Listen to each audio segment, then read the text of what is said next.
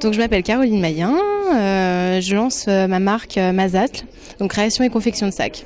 Et je sors d'un BTS Design Textile et Environnement que j'ai effectué à Lyon à Sub de Mode. Mazatl, oui, c'est un peu compliqué à prononcer, mais c'est aussi ce qui fait un peu son charme. Ça signifie un cerf en aztèque. Donc le symbole du cerf, en fait, ça signifie, mon inspiration à la base a été le côté naturel. Mes collections, elles se sont dirigées sur 3 collections différentes.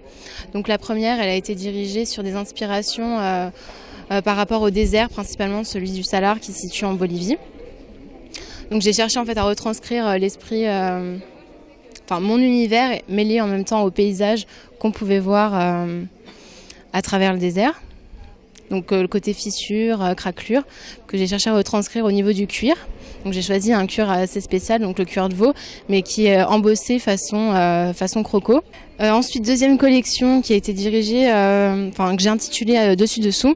Pour le côté dessus, en fait, côté animal, mais plutôt le côté féroce. Donc un cuir assez sombre et assez dur, inclus avec des implications de cloutage, etc., pour pouvoir donner ce côté féroce. Et à l'inverse, sur le dessous, contrasté avec une couleur un peu plus flashy, qui donne, c'était le deuxième côté de l'animal qui sera un peu plus doux. Voilà pour celle-ci.